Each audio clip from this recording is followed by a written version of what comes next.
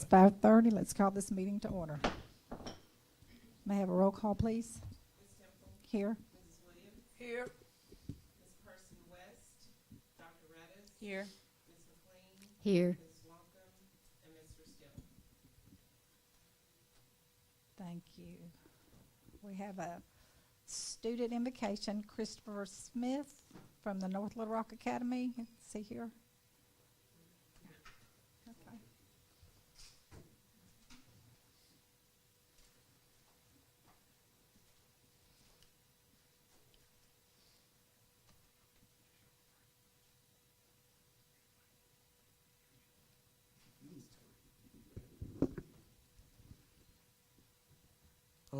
Can we bow our heads and close our eyes? Dear Heavenly Father, we thank you for everything. I thank you for giving me this opportunity, for allowing me to be here today. And I thank you for letting me make it here safely. And we just come and thank you in the name of Jesus, amen. Amen. Thank you, Christopher. Did you have your parents with you? Would you like to take a picture with him? Come on.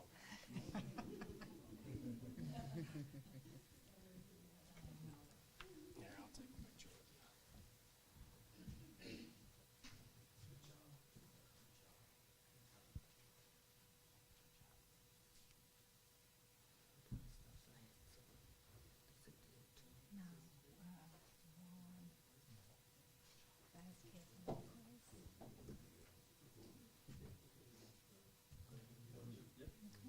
Christopher's going to do the pledge. Flag salute. Uh-huh. So it was, Well, Juan, it says Juan Lopez.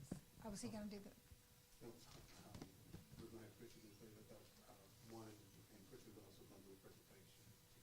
Oh, for the student presentation? Okay, we weren't sure. He's welcome to do that. but we're going to do the flag We're gonna salute do the now, pledge. correct? Yeah. It's the pledge right now with Juan. Yes. Yeah, we're going to do the pledge right now. And then we'll do the So presentation Juan after Lopez. that. Oh, he's doing it. Okay, all right. I was confused. I'm sorry. I pledge allegiance to the flag of the United States of America and to the republic for which it stands, one nation under God, indivisible, with liberty and justice for all. Good job, Christopher. Thank you again. Dr. Redis, will you read the vision and mission statement? Sure. The vision statement is world-class schools for world-class students.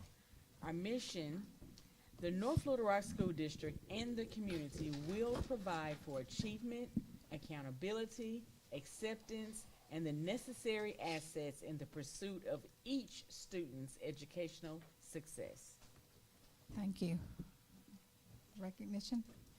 Yep, Madam President, members of our Board of Education, the first recognition is 5.1 is our student presentation, and to round out our school year is Mr. Williams, our director of the North Little Rock Academy, and I'll turn it over to you, Mr. Williams, to introduce your students that will be leading us in their student presentation from the Academy. Thank you very much.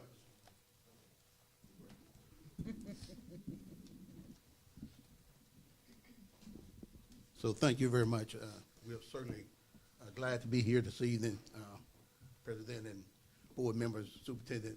We have two students that we brought to the presentation tonight. They are role model students. They are back. They have successfully completed what they need to do to get back to regular school. One is a senior. His name is Juan, and he's a wonderful student. He only started school when he was 12 years old. And so and since he started school, he's 12, and quit in the 7th grade and came back, came to the academy, and has completed everything that he has to graduate this school year. So let me give you Juan and Christopher Smith. Juan.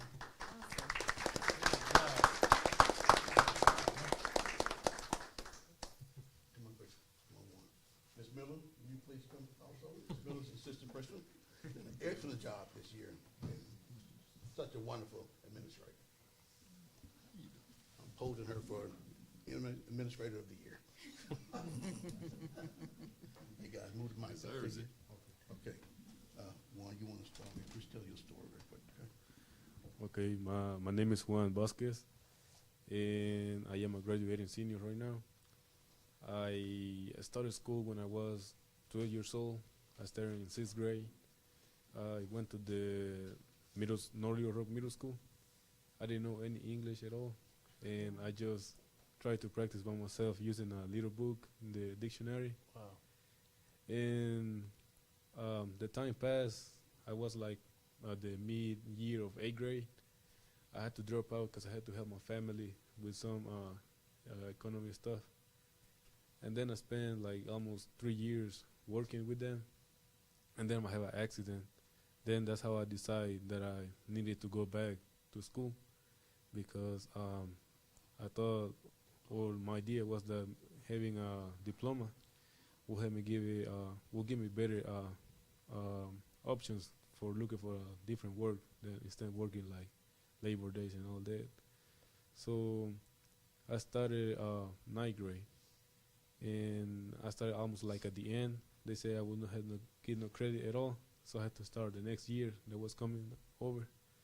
I did all the 9th grade, and then I started 10th grade the next year too. But I was doing so bad, my attendance was really bad and all that. And then the next year they told me I would have to go to the academy.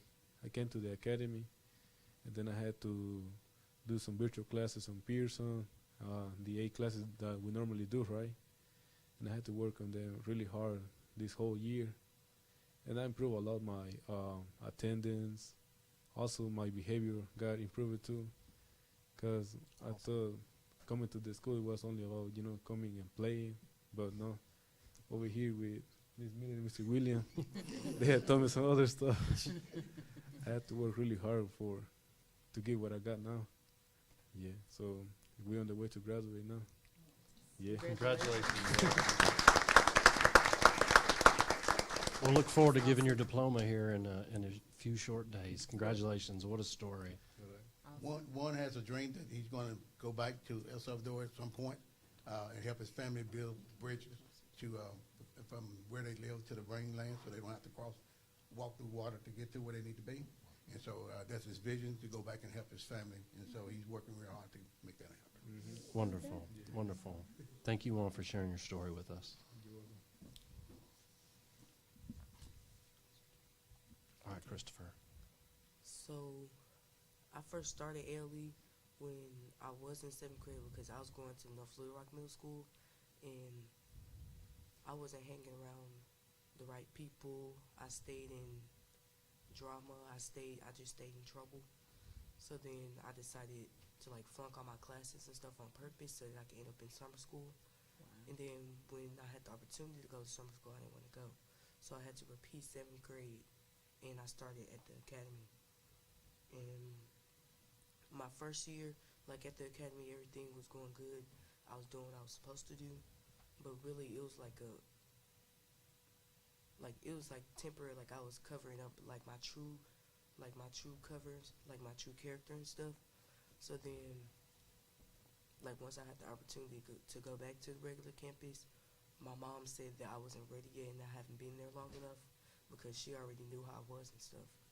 So then I stayed there longer, and then I decided to just get in trouble on purpose and kept getting into fights and getting suspended since I couldn't go back. So then I ended up getting suspended for the rest of the year last year. And then this year I came back in August, and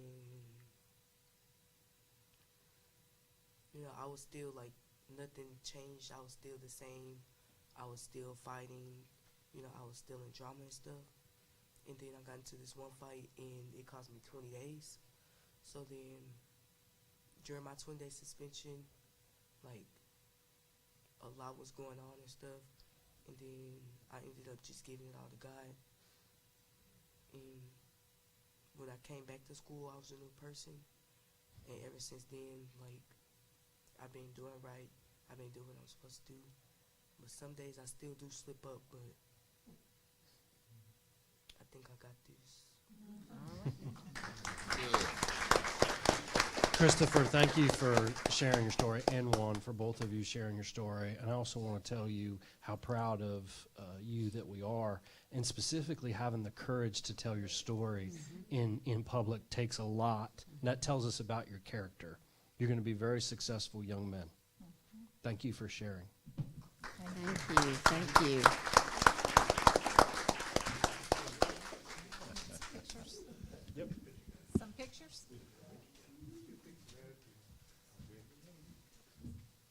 Can y'all, do we need to add that Mama. lady back there wiping them tears? I know. Mama. Come on, Mom.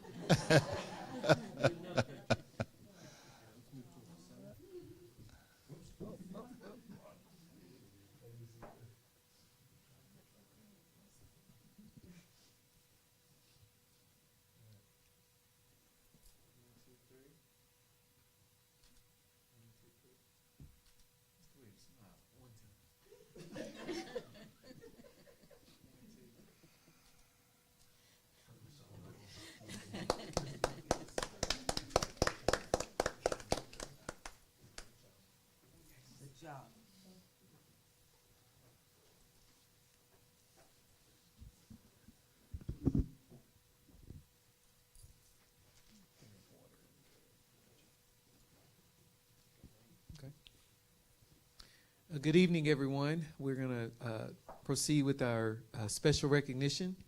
Our first recognition will go to two students in North Little Rock High School who are part of the Charging Wildcat Band. They are Brandon Orbona and Mitchell Lowry.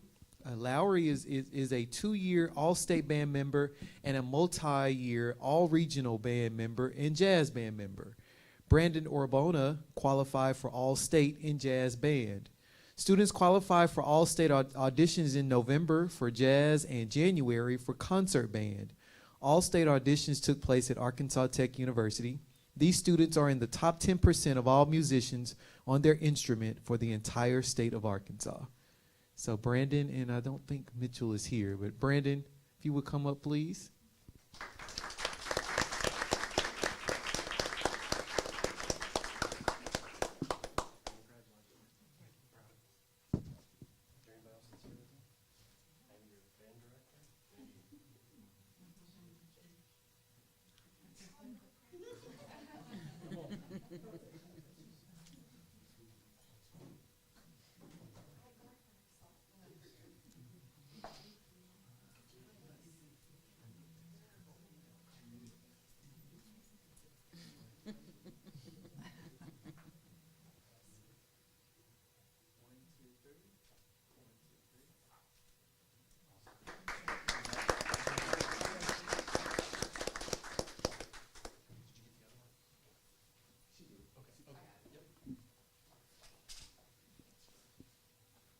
So next we'll honor James Couch Jr. and Cassidy Nichols. They aren't here today. They have had some other commitments, but we're going to recognize them. They're two students in the class of 2024 who will not have to worry about the cost of college tuition and fees as they prepare for the next chapter of their lives.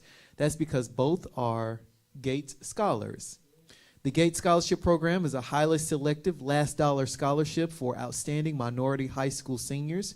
Scholars will receive funding for the full cost of attendance that is not already covered by other financial aid and the expected family contribution determined by the free application for federal student aid, and that's FAFSA. More than 53,000 students applied for the scholarship. Couch and Cassidy are two of 750 scholars, less than 1% of the total number of applicants to be considered. Couch will be attending Howard University in Washington, D.C. to study biology. Tuition at Howard University is roughly $55,000 a year.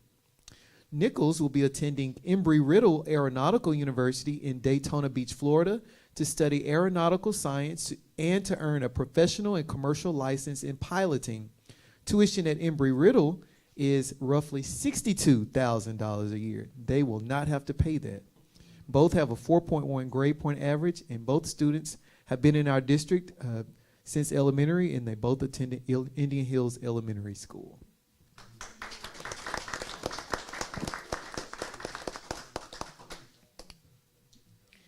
North Little Rock High School junior Jonah Pulliam is in a class where only a fraction can boast.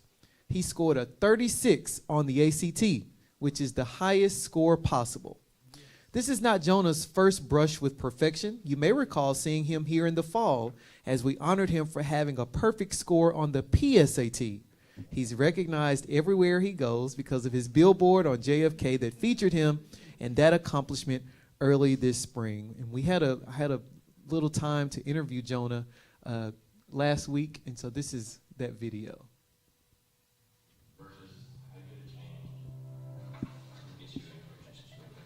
It was very exciting. I opened it up and I saw the super score had gone up to 36 in every single category, so I knew that my composite raw score had to have gone up as well. So wow, I did it. But before I took it this time, I took it because the school kind of made us since I'm a junior. But yeah, I had a 34 before, and I was like, well, might as well, if they're making me take it again, I might as well go for 36.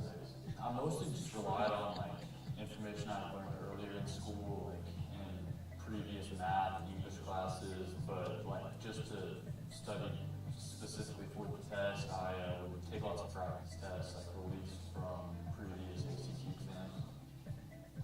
Anytime I'd have spare time in classes, or I would be at work and didn't have something else to do, I would just try and see if I had time to do that, try and work that in somehow, especially closer to the test. I thought if I got it, I would be a lot more excited, but I don't know. It's cool and all. I don't know if it's completely I've become fully aware of it yet. Jonah is, as you would expect, a great student. He has stayed curious all year long in AP Physics, which can get a little boring at times if you're not curious about it, and he's great at that. But he isn't just curious about physics. I mean, he's curious about, he likes to play basketball, he likes to run track, he's curious about all sorts of things. The thing with Jonah is once he doesn't always get the right answer the first time you show him something, always. But when you show him what the right answer is and how you get it, it's like he never forgets it. I'm interested in math, applied math, but I'm also considering a major in finance. I think a career in either of those fields would be cool. I mean, I'd definitely like to go to college and get a major in either finance or math. I feel like here in North Little Rock we have some of the best education, definitely in the state. I've had some really good experiences. All of my teachers have been really great. I've learned a lot of important stuff, and if I had gone somewhere else, I'm not sure I would have been able to get it. I had lots of good experiences in Indian Hills. I learned to read there, made lots of friends. I had lots of good teachers. I learned a lot there. That's where I learned basic core educational principles like reading, writing, adding, subtracting. I feel like having a really good base foundation is important for later success, and I feel like in Indian Hills I got a really good foundation. I really want to win valedictorian, be number one. That's been my goal for a while, and I'm sitting at number one right now. I think I can hold it, so that's a goal. I'm trying to make sure I stay very top of my game for college. Definitely just making sure my college application, in all areas, is very well rounded.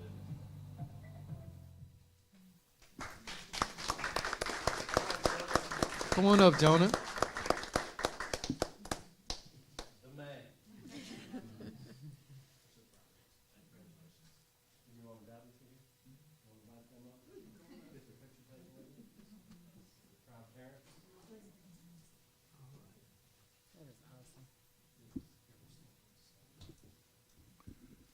Can we get him to teach the class? I know.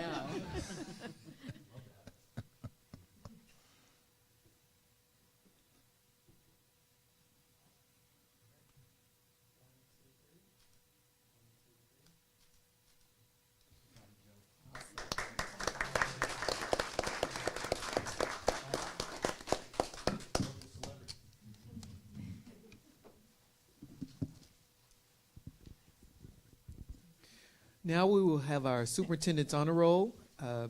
We have two employees who were nominated to receive this by their supervisor, Ms. Kim Martin, the custodial supervisor. She writes the following: Carl Burton and Ebony Thomas work as night custodians at 7th Street Elementary. However, due to the day lead's custodian's extended medical leave, they were assigned to work in the morning for a period of 9 weeks. During this time, they rotated days and helped out in the cafeteria and throughout the building before starting their night shift at 7th Street each night. Their contribution to the custodial department has been tremendous, and I appreciate their dedication and strong work ethic. So Mr. Carlton Burton and Ms. Ebony Thomas.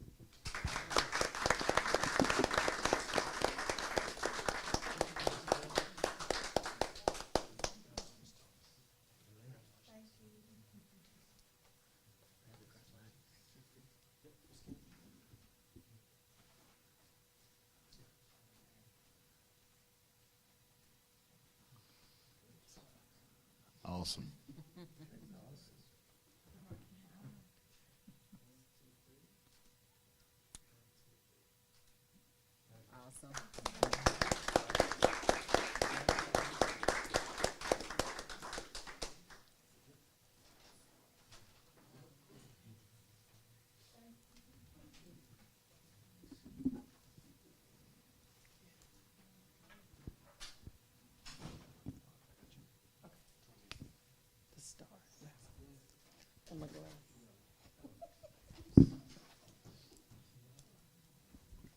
To the President of the Board, our board members, Dr. Paluski, and North Little Rock community. Our recipient is a grandmother of one child. However, she takes care of the entire classroom. A Pikeview grandmother that has given countless hours for her spare time and effort to not only support her grandson's classroom, but also the school as a whole. Our recipient has been the PTA president for 2 years and takes her role very seriously. Through the leadership of PTA, organized events throughout the 2 years that made a very positive and tangible impact on the Pikeview community. During this week's graduation ceremony, she stood before 100 parents and encouraged them to continue to be involved, to continue to be engaged in their child's school as they enter into regular school. Our recipient is for the Parent North Star from May 2024 was recommended by our Maribel Simmons at Pikeview Early Childhood Center, and her name helped me honor and recognize Miss Michelle Holt of Pikeview, a grandmother from Pikeview. Not sure if she's made it yet. She said she had to take care of the grands, and we'll make sure we get that to her.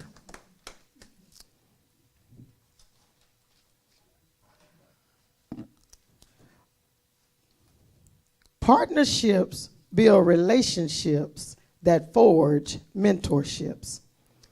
I spend part of my days seeking and motivating people to serve as mentors. While sitting in a community meeting, I noticed a gentleman with one of our Raptor picture stickers on his shirt. I asked him about it, and he shared how he was at the 7th, 8th grade campus on an assignment for work. He was speaking to the 8th graders, and he stated he was so impressed by the conversations with the students and the interest they shared with him about him returning. He said that moment meant a lot to him, and it changed his life.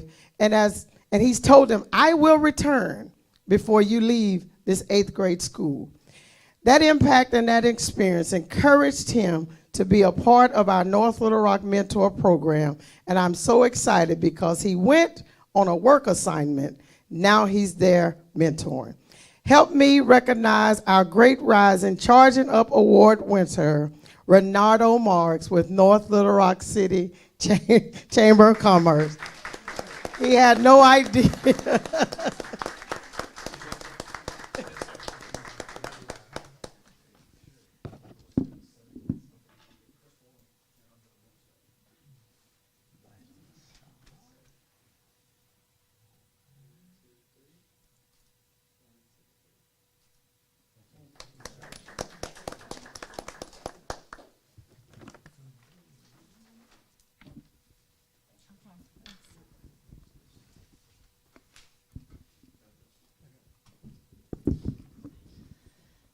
Executive closed session per North Little Rock School District Policy 1.14 stating that private or closed discussion by the board may occur as part of a regular or special board meeting.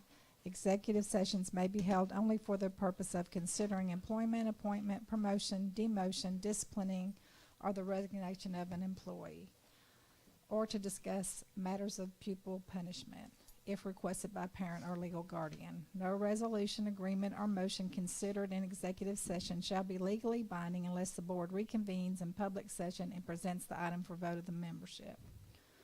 Further, Arkansas Code Title 25, Chapter 19, Section 1062C1 states the specific purpose of the executive session shall be announced in public before going in executive session. So will you please join me in executive session for discussing the following matters: employment, appointment, promotion, demotion, discipline, and resignation of an employee.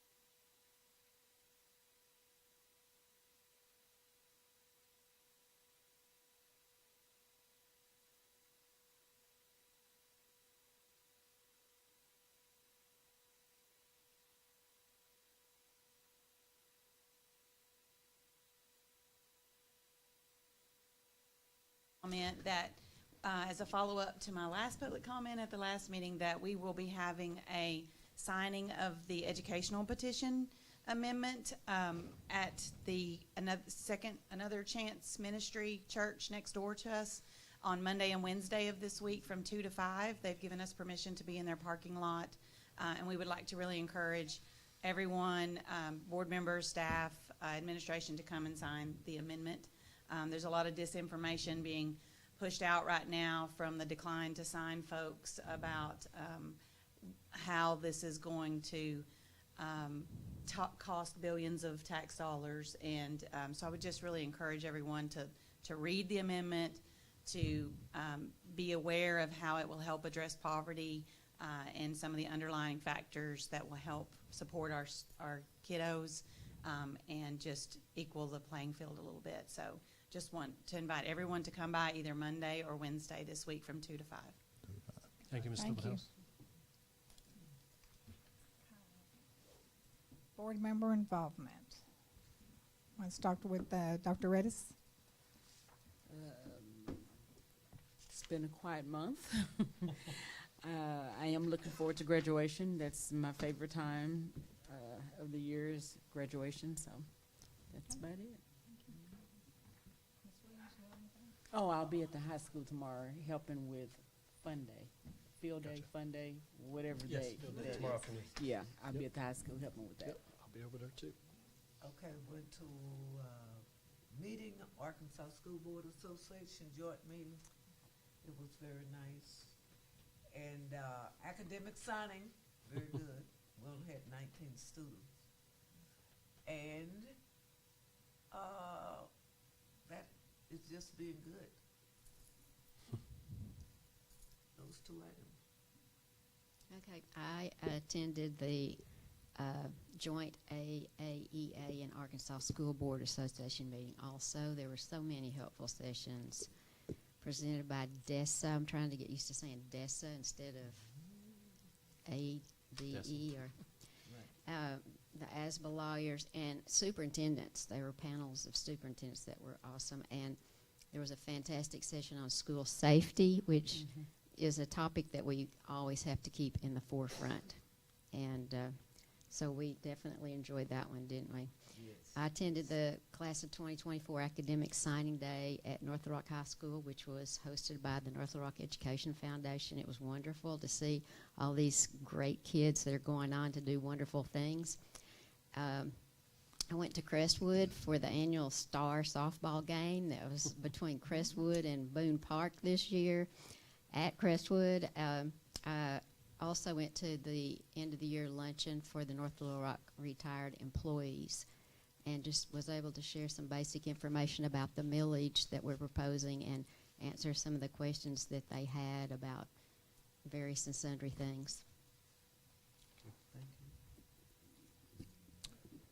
Good. I went by 7th Street. Of course, I always have a good time there. And accidentally participated in what I didn't know was the last day of school. I thought something was going on. I didn't go inside the building, but the seniors were gathering up, and I thought there was a problem. But they were hugging and crying and so forth, and it was just good to see how much they really cared about each other. And even though it was the last day, most of them showed up and stayed to the end, and that was good. And of course, academic signing has really been special for a long time, and I don't know if we, as a board, really appreciate them enough. The foundation, Centennial Bank, and their board members, each year they just do an excellent job, and to see our young people going all over the country and receiving that type of academic financial support is really encouraging. The event was great. See Dr. Williams, her godson, come back, Dr. Brewer, who known since he was in elementary school probably, to come back after he's accomplished so many great things, and we could be proud of him being a North Little Rock product. Thank you. Okay, I'll go very quickly on the superintendent's involvement. Let's not forget, all the way back on April 19th was Night of Honors. What a awesome, every year, that entire committee, shout out to Mr. Barr. Every year it gets better and better. And so I do want to recognize that. On the 19th, I meet with Ms. Tackett. She is the president of the Retired Teacher Association, so I do have a monthly meeting with her. That has been awesome for us to connect on a variety of levels and support our school district. Our School Safety Task Force on April 23rd, I do want to recognize Chief Finks. In our last safety and security meeting, he and his staff took all of the recommendations out of the Uvalde report that was from the federal government that released, and he showed what we're doing as it relates to those recommendations. So that should keep everybody feeling good. On April 25th, I had an opportunity with my colleagues, the other Central Area superintendents, to be on a panel with the Little Rock Chamber, specifically around the Career Academy initiative. Monthly meeting on April 29th with Mayor Hartwick. On April 30th, I do want to, Ms. Barker was here. We kicked off, with your support, the Dolly Parton Imagination Library at 7th Street Elementary School that evening. That has been a wonderful initiative. Also on the 29th, I attended at the Pulaski County, Pulaski Tech, the Terry Hartwick Scholars Celebration, Arkansas Scholars, where we recognize our seniors. That is an awesome event. On May the 1st, I had the privilege of having lunch with President Cody Walker from Baptist Health. You know, we started a great foundation partnership at the high school, and now it's turning into a conversation around what can they do more around our student athletes and athletic training. So we'll see where that goes. I think that's very positive. Academic Signing Day as well, and I concur, Mr. Steele. Remember, that's the 19th year that they've done that, and I want to recognize Clay Partridge here, who serves on that foundation. And Clay, thank you and your colleagues for all of your support. And our teacher advisory, that has gone extremely well. We created a video yesterday. Well, a big shout out to Mr. Sulla, their idea. We're going to be pushing out a video created by them for our teachers to promote our school culture and climate survey. So be on the look for that. And they're the ones that are going to push that out at their individual schools. So I'm very proud of the work that we've done, and we'll be able to use that as we go forward. I know we got future events, but I do want to say it now. Don't forget, we got graduation coming up on the 28th at 6 at Jack Stevens, and then the last day of school, May 30th. All right. Question. It's a question on graduation. I can ask it now, or I can wait until the end of the meeting. Go right ahead. Did we have to make any formal steps or take any action? I think everyone was in agreement that the principal Yes. And yourself should. Yep, we've already. That's taken care of. Yes, sir. We've already got that taken care of. That will be part of our new procedures. We've met on that. Shout out to Ms. Jordan, Dr. St. Louis, Ms. Wisnat. We now have a formal document that goes through all of our graduation procedures. Certainly, I also want to remind board members, if there's someone special that you want to give a diploma to, we still want to honor that opportunity. But yes. Thank you. Steele, sure. All right. Mr. Steele, do you have a legislative update? Well, we concluded the fiscal session. All of the appropriations, of course, passed, fully funded for education. So not much to report on that. Just want to be mindful, and let's keep an eye on this lawsuit that a teacher at Central High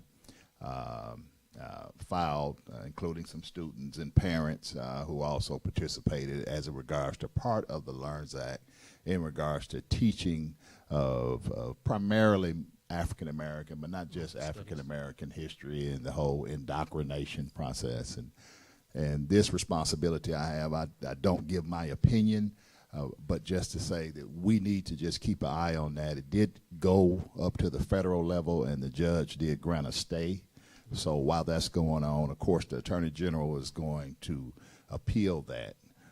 But we should keep an eye on that, because we should be careful to protect our teachers and not let someone do something in a classroom and they're not intending to break a law, but it happens. Sure. So as we get more information, and I know you've asked for clarification before on that, but as we get Yes, more sir. information from this lawsuit, we should make sure that we communicate that out to all of our staff.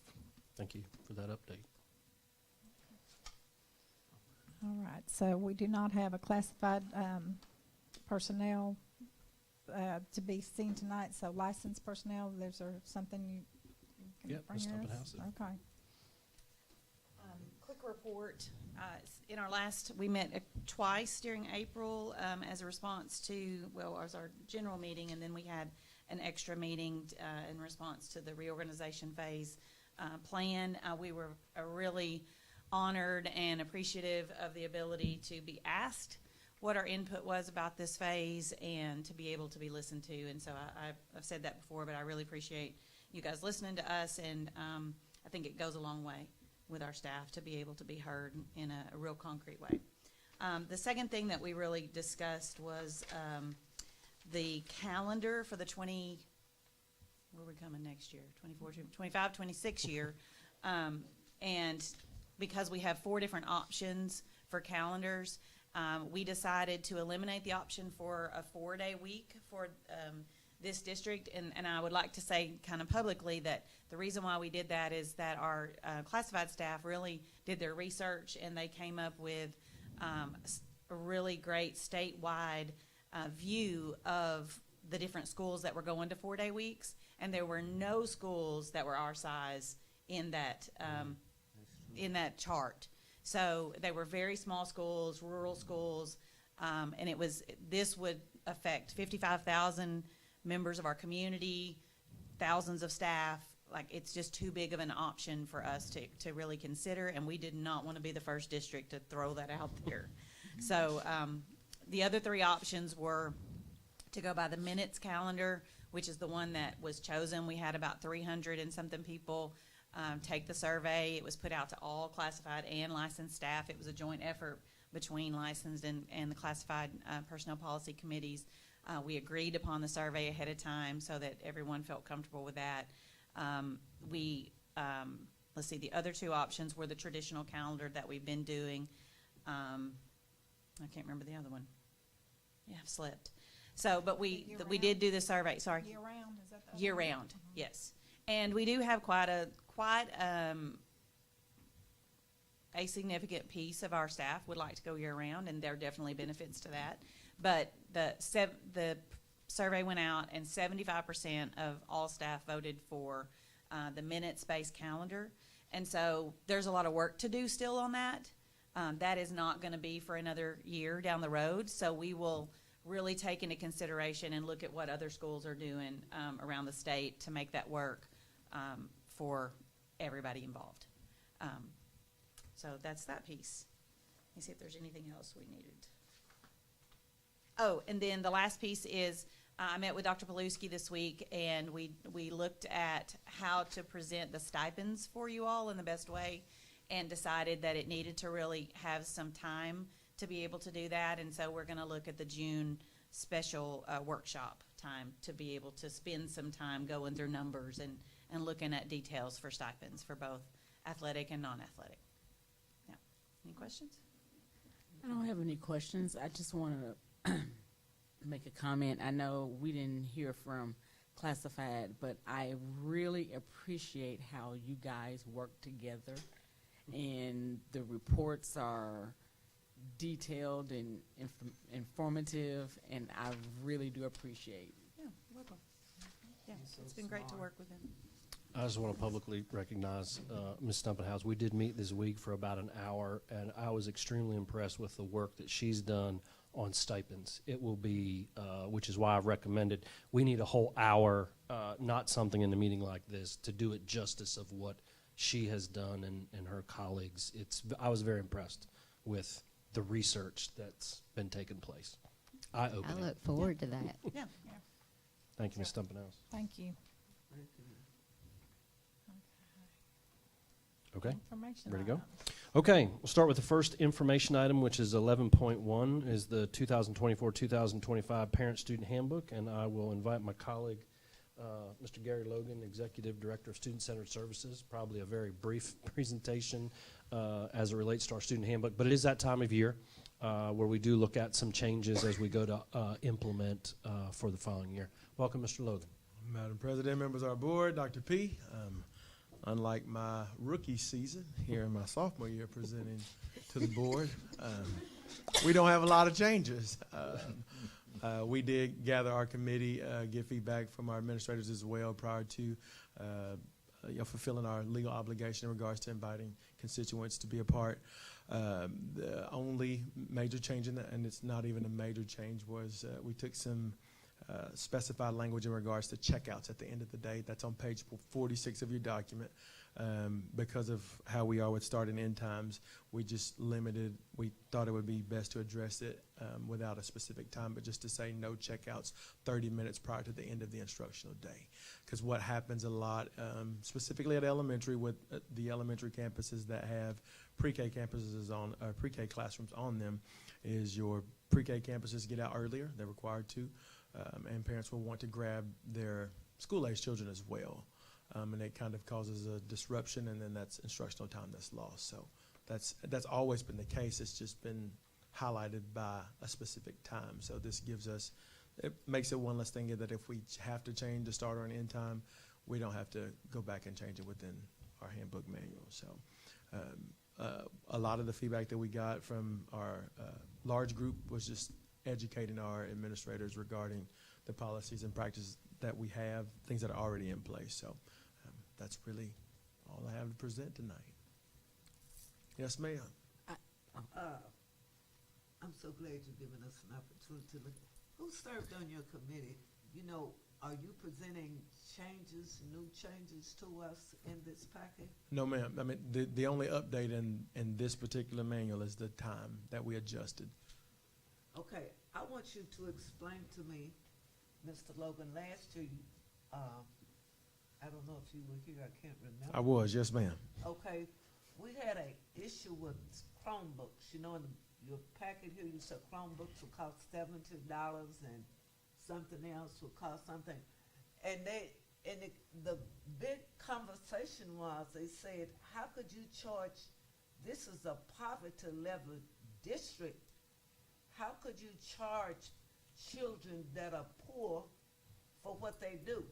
So you need to give us as a board, what is I know you're talking about accountability. Now if they don't have I'm gonna tell you why.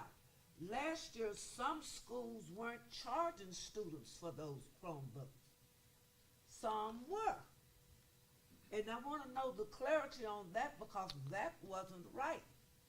And then the second thing to that is, when the kids, if they didn't have money to pay for the Chromebooks, they weren't given a Chromebook, so they weren't doing any lessons.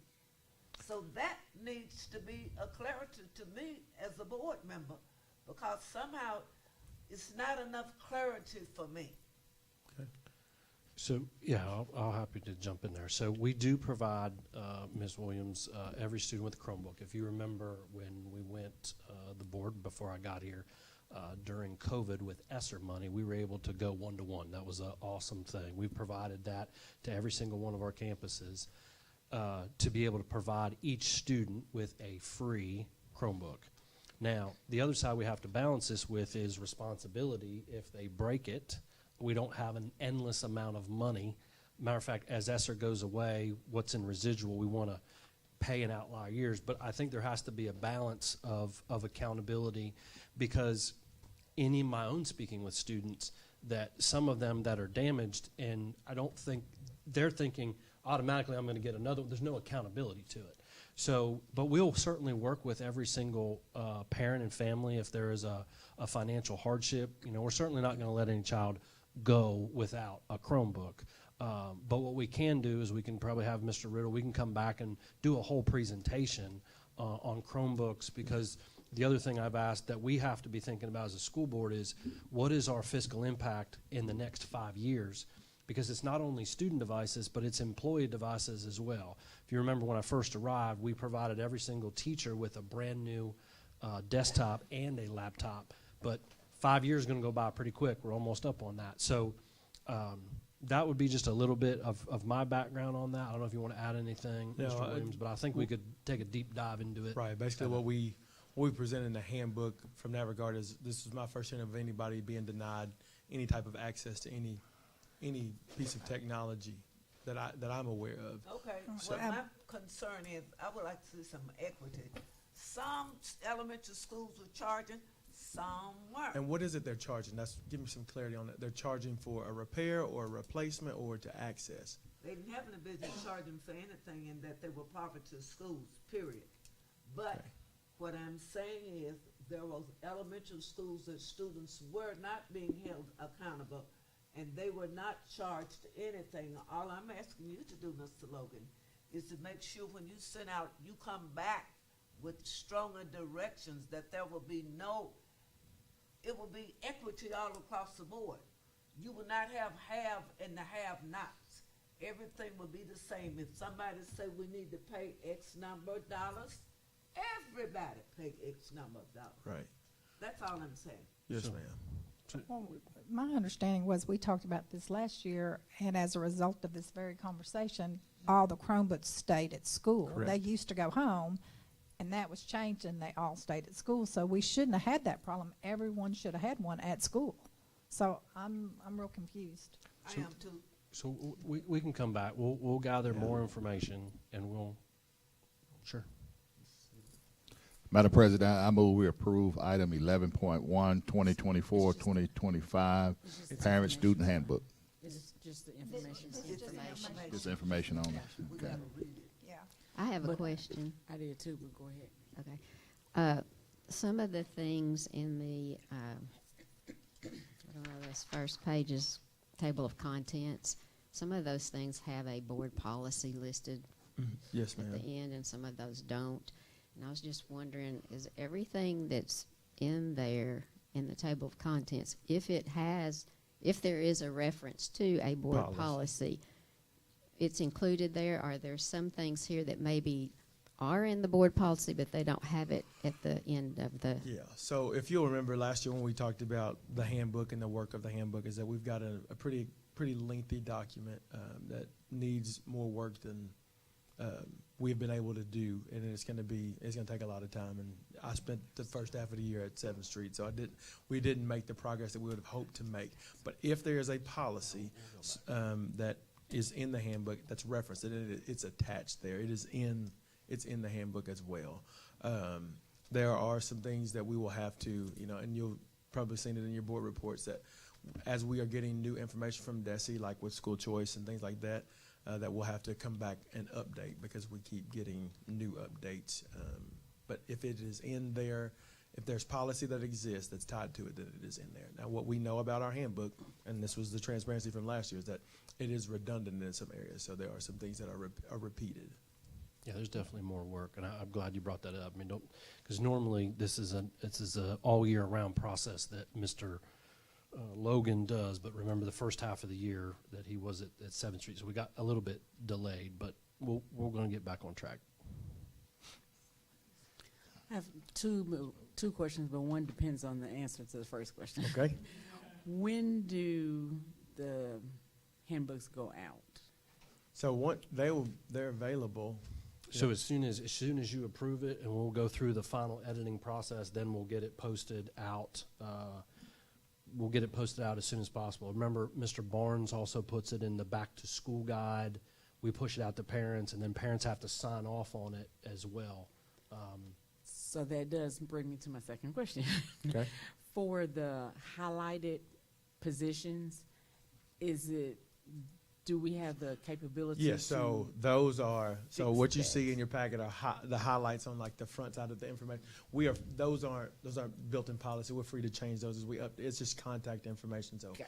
Principal appointments, we put that in there just so that we know to go back and edit it, and so that you know that that's information that's not handy. So as we've done those, I think even when I turned it in, Ms. Colquitt said, hey, we already got that one replaced. Let's insert that name. So as we are able to do that as we see fit.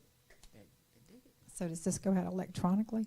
So it's posted electronically, but it's a part of the registration process. So whenever you register, you're sent to that link to be able to read the handbook and and there are a bunch of acknowledgments, Yes. and those acknowledgments are also tied back to the technology component with, student data privacy, stuff that's within the technology and student information systems offices.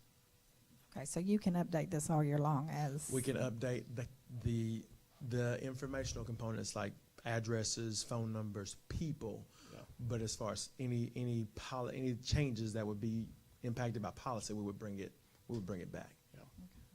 All right, and I want to go back to the 30 minutes before school's out. And I understand the idea for elementary, but in high school, when you're trying to stay in school, sometimes you need to leave just a few minutes to make it to that doctor's appointment. And that blocking that 30 minutes it's hard. It is, and we could spend a lot of time about the time with us. We have a lot of that impacts our ratings. And kids checking in and out, it is a major disruption to the day, because you would on any given day we would assume that everybody's going to do what they're supposed to do. However, that does not happen, and it gets out of hand. And it's just as much. I speak a lot about elementary because we deal with a lot of elementary because of the parents are involved. But some of this feedback came from the secondary in regards to that attendance component, because that's 30 minutes of class, and you take a kid who misses, say they check out in a month's time, they check out anywhere from 5 to 10 times, and you start adding those instructional minutes. That is a lot of time that a kid is out of class. Absolutely. That they don't need to be, and that's really where we hang our hats on. That's instructional time lost. It's not just 30 minutes. That's instructional time that they're not getting. I understand, but if you had kid braces, that the orthodontist does not see them all at the same time. Yes, ma'am. Okay. Okay. All right. Mr. Thank Logan, you. Thank you all. Thank you. See you next time. The next information item, 11.2, is the 2024-2025 new materials of instruction recommendation, and I will invite a host of our fabulous and wonderful coordinators, Dr. Harbin and Ms. Cruz. Yeah, so they're going to provide an overview of new materials of instruction. And I just want us to remember, go all the way back to the curriculum management audit that's been driving their work of not having consistent materials in all of our courses. We're going to start with our core areas. So, ladies, welcome.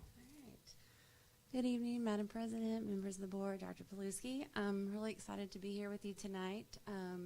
Our goal is to provide information on the instructional resources. We're looking at 312 for science with a caveat on K2 and reading 612, excuse me. And then we're also going to share with you the costs associated with some of these resources. All right, so we're looking at a comprehensive adoption for pretty much right here it says 312.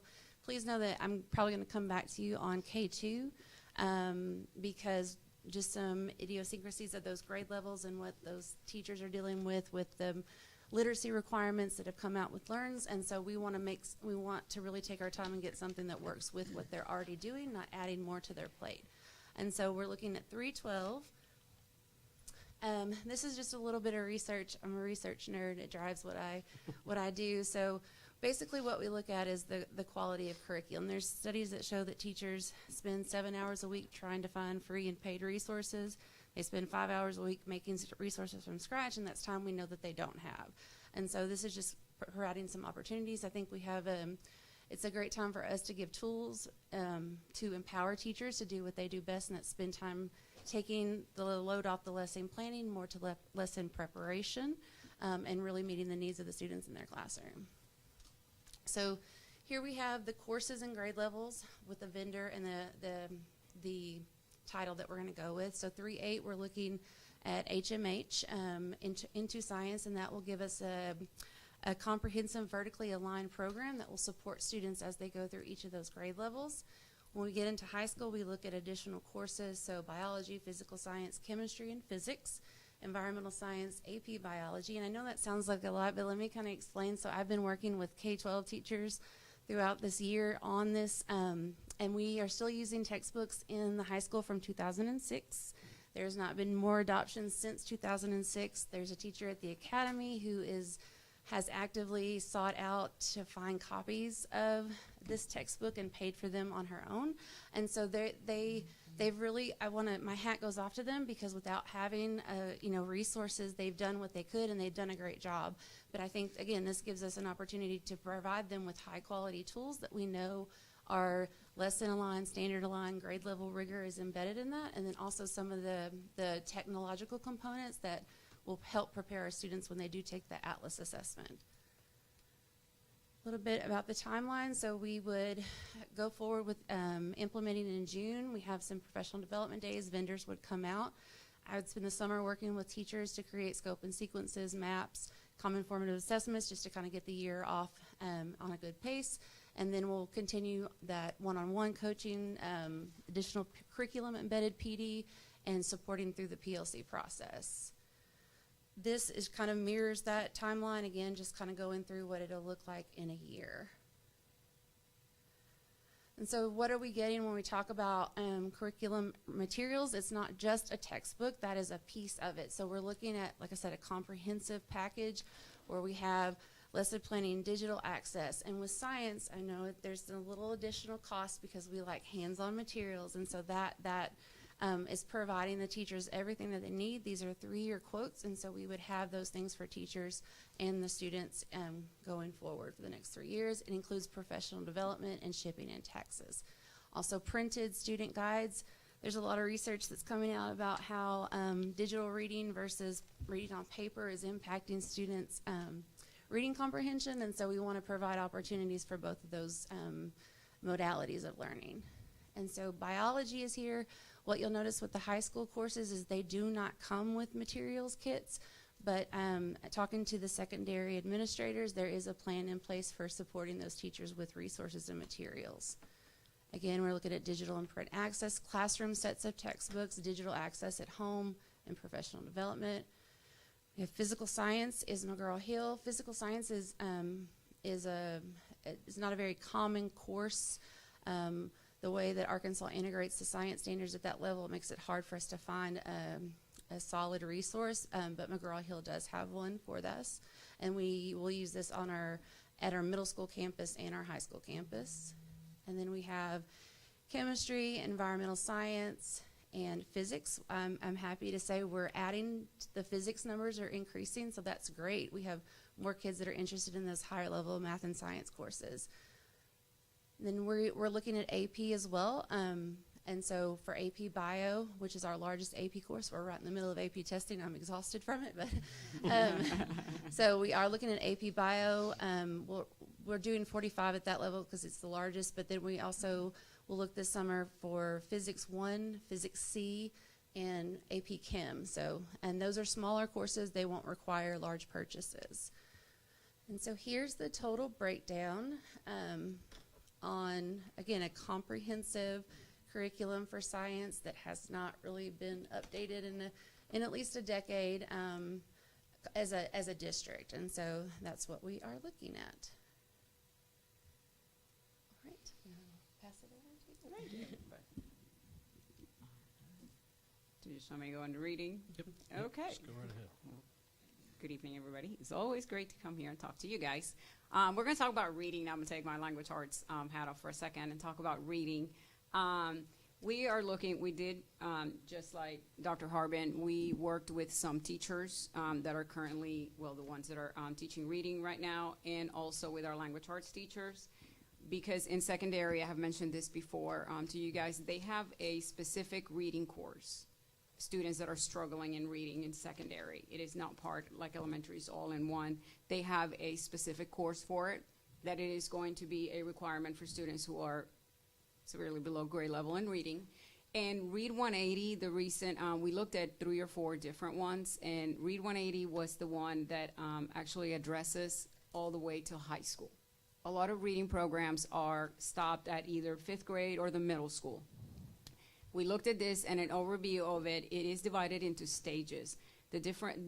What we liked about this, and the reason why we think it's more appropriate for what our students need, is that it is addressing the students' individual needs, but the stage of the program is going to be more engaging for them.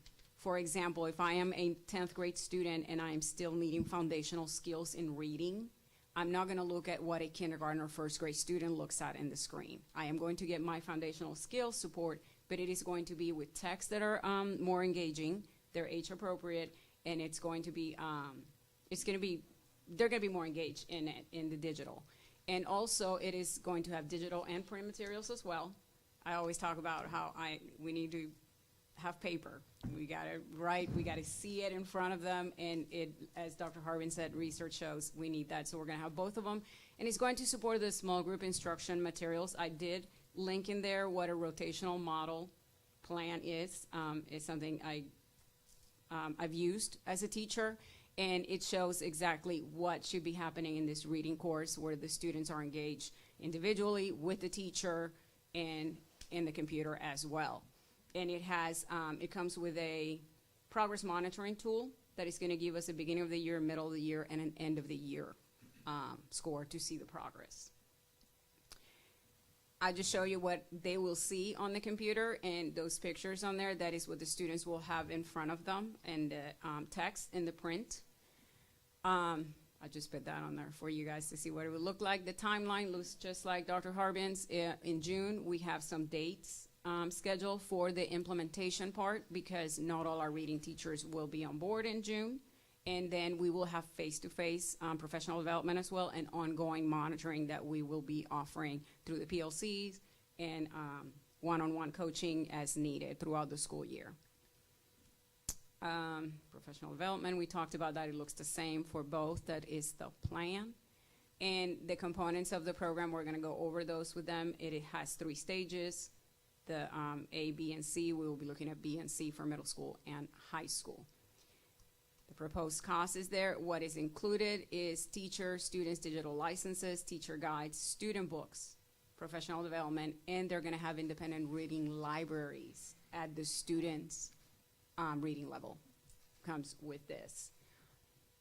And that was pretty quick. She covered most of it, so.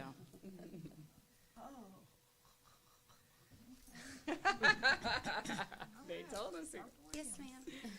Who will be teaching? I'm talking about the reading now. Yes, ma'am. Do we have reading teachers, or who would have? A reading teacher. The teacher, we do have some reading teachers currently. It is a strategic reading course, and also there are some that are going to come on board, and this teacher will teach only this reading course.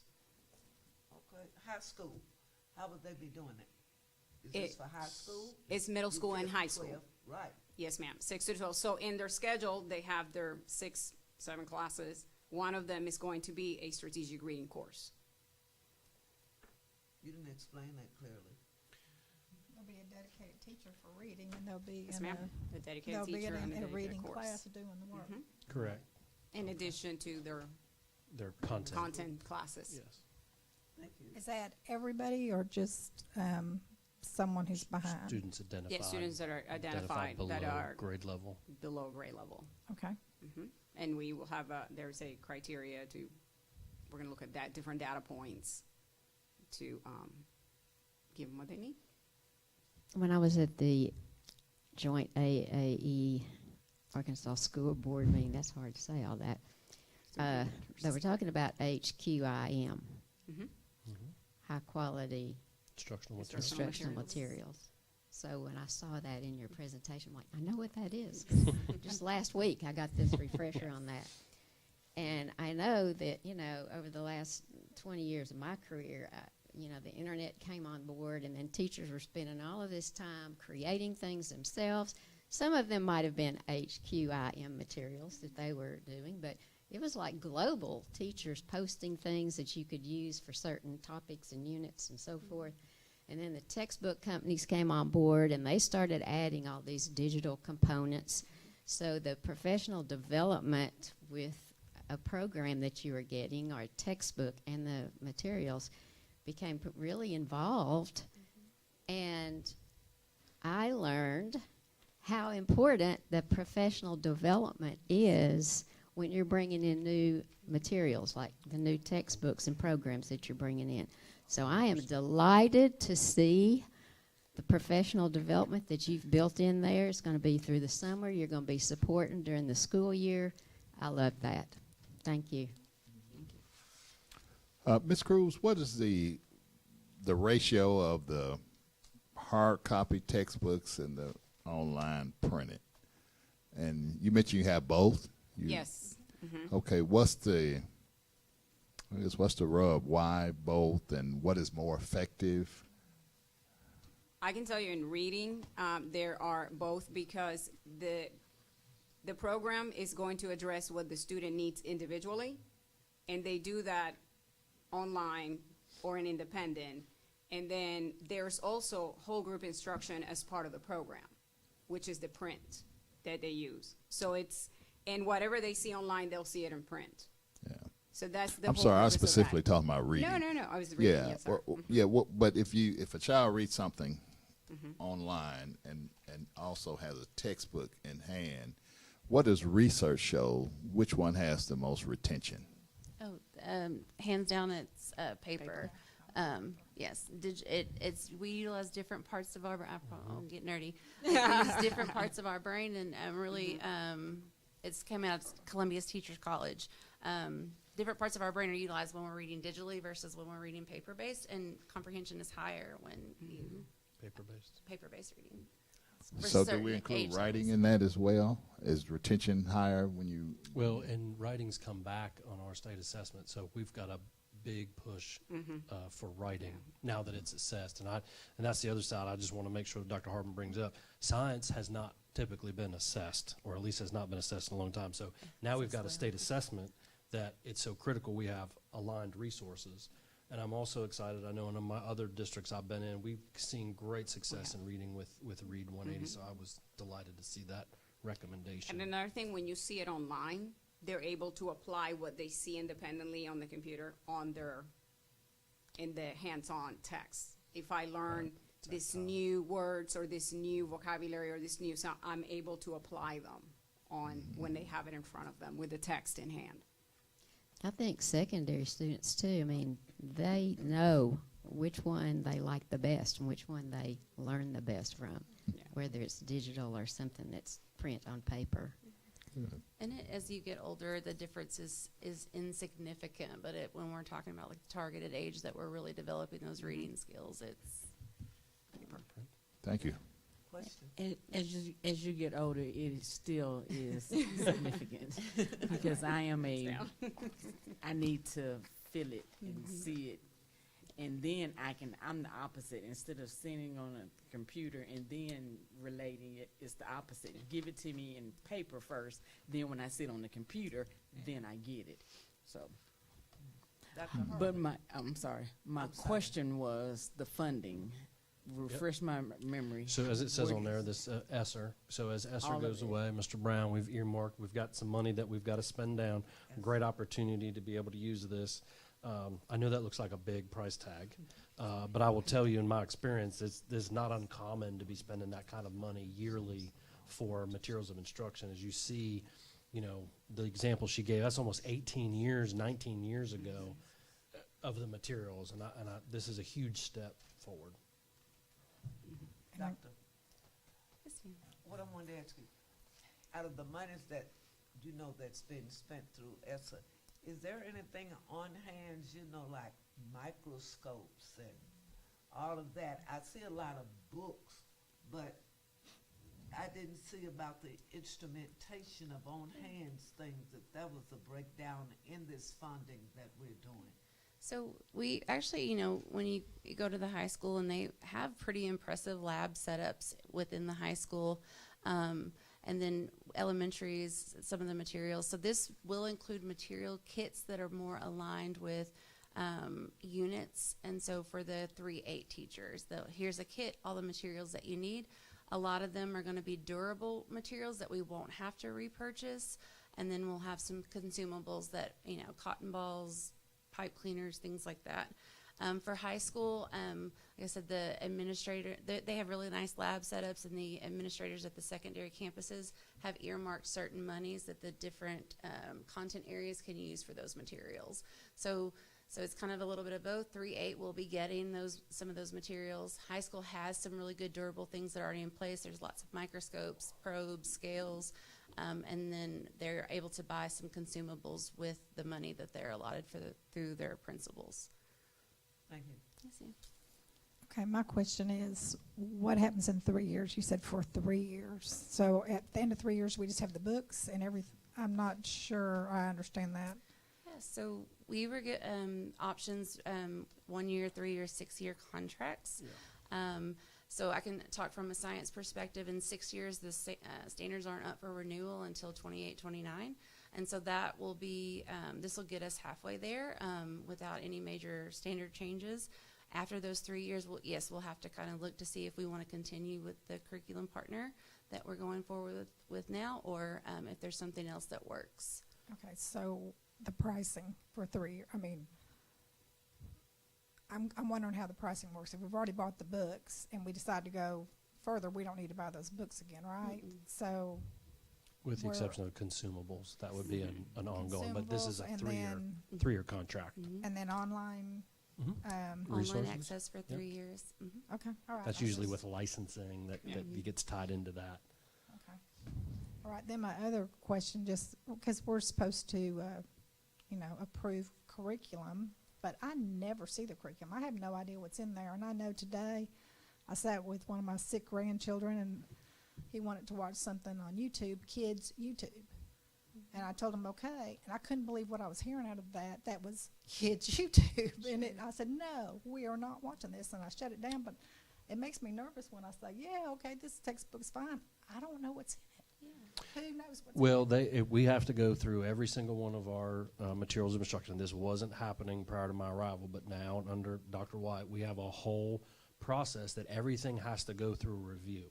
It has to go through age appropriate. It's got to go through Lexio levels. It's got to go through making sure it meets the needs of a diverse student body. I mean, they usually will have a committee that consists of teachers, a parent from the community.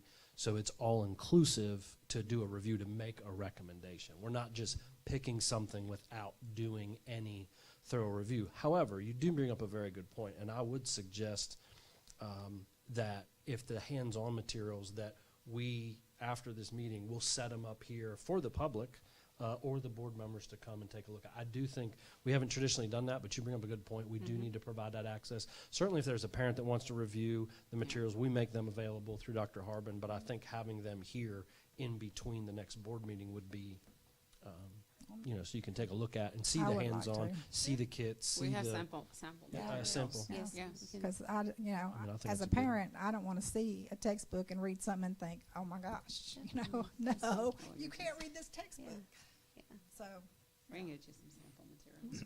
Not a problem. thank you very much. Very good. All right, thank you. Great job, ladies. To the point. Sweet. Okay, 11.3, it's that time of year again as we get ready for summer school. So a very high-level overview. I'll welcome our colleagues, Dr. Lightfoot and Mrs. Jordan, just to give a high-level overview of dates, times, kind of what our summer school program is going to look like. So I'll turn it over to my colleagues. Good evening, Madam President and members of the board. Dr. Paluski, thank you for having us here this evening. I'm Amy Jordan, Executive Director of Secondary School Performance. And I'm Dr. Tracy Lightfoot. I'm Executive Director of Elementary School Performance. Dr. Stoll could not be here this evening, so we'll be doing her part for her tonight. And the purpose of this presentation is to inform the North Little Rock School District, School Board, and stakeholders of the Summer Learning Loss Plan for 2020-24. We are excited to announce that we will do a pre-K summer school this year. And that is what we're proposing. We have received funding that have been available through the Child Care and Development Fund. And with that we want to make this opportunity available for our community and for our families, for our pre-kindergarten students. We have 60, we're planning for 60 available slots for students that are entering kindergarten, and they will start at 7:30 and go till 2:30 Monday through Friday. It will start June 10th alongside our start time with our regular summer school programming, and it will be hosted at Boone Park Elementary School. Our curriculum will be Frog Street, which is focusing on phonemic up awareness, phonics, and early math skills. In our K-2 summer learning program, we're showing the calendar and where our summer school program begins on June 11th. And we just wanted to make a special note that this year, Juneteenth is going to be observed as a holiday, so that all district offices will be closed and summer schools, so students will not be in place on that day. And then, of course, we have the 4-day week, so we will run from June 11th till the 3rd, in which summer school ends. For our elementary summer school program, this year we will be running summer school out of 3 campuses. There is a need for our facilities to do some work on our buildings, and so we have planned to run all of our summer school services from Ridge Road, Boone Park, and Lakewood as the hosting campuses. Ridge Road will host Amboy and Indian Hills. Boone Park will host 7th Street, and Lakewood will host Meadow Park, Glenview, and Crestwood. Those that are identified in need of support will be attending the summer school programming, and it will be a camp format. There is, as was with the portfolio last year, a focus in elementary schools on, we're trying to offer like science experiences and labs that will incite our children to want to participate and come for our summer programming. We're June 11th through the July 3rd from 7:45 to 12:45 for our K through 5 program. And then we serve breakfast and lunch, and transportation is provided for our students. The budget for elementary is that we're planning to have 2 administrators, one a summer school administrator and a coordinator that supports that administrator at each campus. And then we are planning for, on the outside, 60 certified teachers and 5 L teachers and SPED. We'll have 1 interventionist that will support Boone Park and 7th Street with the focus on like a bridge program for our 2nd graders entering 3rd grade. 3rd grade is going to be a critical grade aligned to the LEARNS Act, and so that we want to provide all opportunities that we can for that group of students. We will have 6 campus supervisors, 3 secretaries, 1 for each campus, 2 nurses, and those nurses will support the secondary as well as needed. 10 bus drivers and 12 paras. Okay. The middle school and the high school are just a little bit different, so you'll see different sections here. But in our grades 6 through 8, we will have all 3 grades located at the 6th grade campus in the A wing, so they will consolidate into that one area. We did the same thing last summer as well. It will be students identified in need of support with a combination of traditional in-person teaching and Pearson online curriculum. Same dates for all of our summer school. This session for middle school will be 8:15 to 12:15. That should say p.m. And we will serve breakfast, and lunch and transportation will be provided to those middle school students. In grades 9 through 12, it's a little bit different because these students are earning credits for graduation. So they will be at the high school campus, whether they are currently COE, academy, or high school students that are leaving grades 9 through 12. They will all be at the same location, so they'll be at the high school. It will be a traditional summer school format with credit recovery being the focus. That'll happen through Pearson as well. The dates are the same. The time's just a little bit different here with 8:45 a.m. to 1:15 p.m. Of course, we're doing that primarily for transportation. We're running those same 3 sets of buses that we do during the school year, also serving breakfast and lunch. And our budgets are just a little bit different because of the Pearson platform that we're utilizing. But this is how we're staffing. At 6th grade, you'll see 1 administrator for that grade band, 4 certified teachers. You see 4 specialists, but because the 6th and 7th and 8th grade students are at the same place, they're going to share those specialist staff members. You'll have a counselor, paraprofessionals, and campus security. Bus drivers didn't have to be budgeted in because that's already accounted for in the elementary budget. The 7th through 12th grade, again, you'll see some differences here. It shows one administrator will be at 7th and 8th, and that is true. They'll be on that same campus with the 6th graders, but they budgeted here because of how they're using Pearson. And then there'll be 2 administrators helping at the high school, 4 certified staff for 7th and 8th, and 22 for the high school grade students. You'll see a number of specialists that will be provided, 2 counselors, and 6 campus security. The difference here primarily is that using Pearson as our platform for our credit recovery, and that's just a difference from what we did last year. So that's why this budget looks different for 7th through 12th than the 6th grade, which is going to use primarily in person. There's our overall budget for all the grade bands. And we did note that was all funded through ESSER. And then I'm going to go ahead and tell you a little bit about extended year services. Dr. Stoll wanted to make sure you understood that this is for students who have IEPs in grade K through 12. They do house in the same location, but at the bottom of the D tower. Same dates, a little bit different time band, 8 to 11:30. They do get breakfast and they get snacks. And transportation is provided. This is the budget for this particular service. The EYS is funded a little bit differently out of money that's specific for special education, but you can see there's a lead teacher for special ed teachers, 6 paras, 2 speech pathologists, 2 occupational and physical therapists, 1 nurse, and 2 buses specific for these students' needs. And one of the things she wanted to make sure that I pointed out is that the difference between, because you saw in the other budget lines there were special ed teachers, and then there's this special ed service. So this extended year service is primarily for students with the most severe cognitive disabilities. So what you would consider are self-contained classrooms. Those students typically are the ones in the extended year services, where our students who are in the inclusive setting are in the summer schools that we were talking about in our sections, that will have a special ed teacher there for an inclusion type setting in summer school as well. Any questions for us this evening?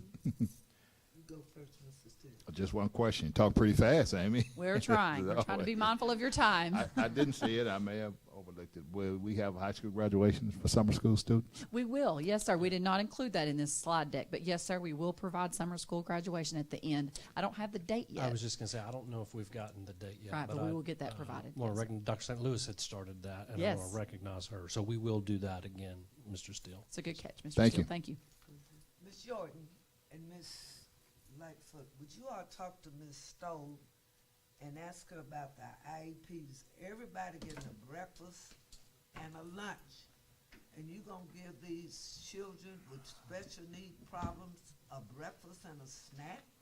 And when they go home, we're not even sure if there's anything for them to have. They need a balanced meal like everybody else. And would you ask her to get with Ms. Daniels and perhaps change that, because I did get some concerns about that. Okay. And they said, and if you know, elementary and secondary, you have some breakfast and lunch. Here it says breakfast and what? Snacks. And if they're going home, they need something to eat. Yes, ma'am. We'll relay that. Thank you. Thank you. It looks like it's a shorter time, so it may be harder to do breakfast and lunch. It is. I from think it the goes to time. 11:30 Yeah. verse So 12:15. It may be harder time, but those children with special needs, I have a problem with that. Yeah, we'll be happy to. Absolutely. Yeah. Thank you. Thank you. Mr. Steele asked the question that I was going to ask, so. Yeah. Okay. Okay. Thank you. Thank you. We appreciate Thank it. you. Thank you. Good report. Okay, moving right along.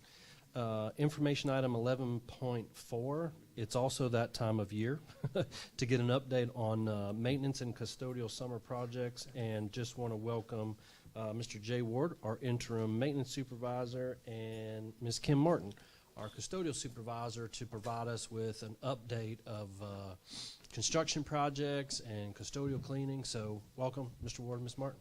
Thank you. Madam President, members of the board, and Dr. Paluski, Sir. just thank y'all for giving us the opportunity to share with you all what our summer's going to look like, even though we're coming down to an academic school year, the end of an academic school year. Our maintenance team with the contractors will be in the left lane going fast. So to start off, the purpose of this is to inform you all the North Little Rock School District Board of Directors of the 2024 district summer plans, that it relates to the outside contractors for the vending projects, the inspections, and the summer cleaning. So we'll start with 7th Street. 7th Street is going to get a new roof and HVAC equipment. It kind of got delayed from this past summer. We was hoping to get it conducted then, but because of the timing of some things, we felt like it'd be a safer environment if we didn't have anybody in the buildings, especially on these C&D wings, to because we'd be working quite a bit of overhead work. So it was just a safety precaution that we put it off until this summer to be able to have the empty space to do the work that needs to be performed. And this is areas of the roof that didn't get replaced during the remodel of 7th Street. So as I said, it would be the HVAC and the roofing on wing C and D. And we also teamed up this year with CertaPro painters, as we did last year, to get some more of our buildings painted, put a little facelift on them. And Meta Park is probably one of our oldest that has been online since the renovation project got started. So it is in dire need of some painting done. So Meta Park, Amboy, and Glenview will be the three that we're going to tackle this summer. And CertaPro told us they could probably be finished in 4 to 5 weeks. So they will load these jobs up with several people to accomplish that.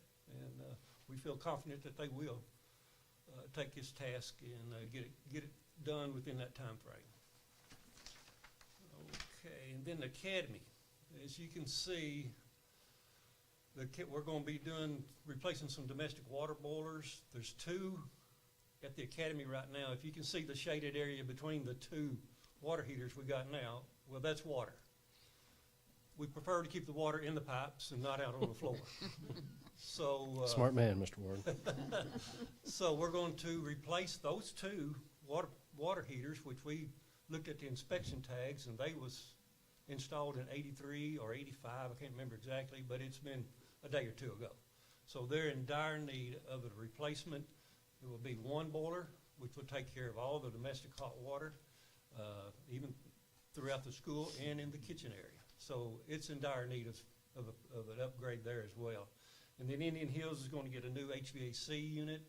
I can't remember the tonnage. It's a rather large unit. I want to say maybe anywhere from 30 to 35 ton unit. It's a makeup air unit, which helps put air back into a building that has been depleted through either ventilation exhaust or whatever to keep a balance of air inside the building. Because if it's not a balanced building, it is very, very difficult to be able to maintain or work through it and get any results, efficiency type results. So that's what's going to be doing at Indian Hills with the HVAC unit. Then we are going to the gym. Amen for this. This has been a pretty good project, and I spent this morning with Jeremy, who is a project manager for Baldwin and Shell, and he said that they're looking at about 70% of it completed now, and hopefully by July. Now he said, now this is a hope to be completed. So, and I would encourage you all to go in there and look at that. I mean, when that building was built, it was a state-of-the-art building, you know, and now with the air conditioning added to it, it just makes it that much better. So thank you all for funding all that project, and it's going to be an asset to the school district. Crestwood Elementary, the STEAM lab. It's going to have a pretty good renovation done to it, which you can see within the picture there that we got some tall ceilings, and with tall ceilings, it is very hard to maintain any type of heating or air within that building or within that room. So we're going to lower the ceilings. We're going to give it its own HVAC system. It's sharing now with the library, which does not does not do a good job. And we have been fortunate that this spring has been kind of cool. But whenever summer's here and we start back in the fall of the year, we still have some pretty warm temperatures. And that's when the biggest of our complaints come in, it being uncomfortable. And it'll help draw the moisture out of that room as well. So we're expecting to eliminate any kind of mildew or moisture buildup in there. So, but anyhow, we're going to get new lighting.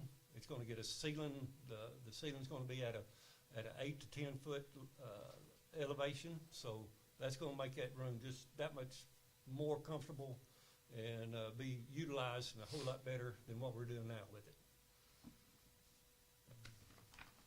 And we're into the RPZs, which is a reduced pressure zones for our domestic water systems. This is a state mandated requirement that we have to do every year, and we'll go through and certify these RPZs by giving them a series of testing, and if a section of it fails, well, the whole system fails. And we're able to rebuild these RPZs, get them back online, test them again, and meet the requirements that Central Arkansas Water requires of us to do, to maintain. So that's a pretty extensive project. There's several of them that we do. I can't put you an exact number on them, but it's anywhere from 35 to 40 RPZs. And that's not including the irrigation RPZs. We have that to do as well. So you can kind of double that number, and you can kind of see that it's going to be a pretty extensive project to get done through the summer. And this is on all of our facilities as well. The gas piping, this is a testing that we have to do as well, and it's state mandated.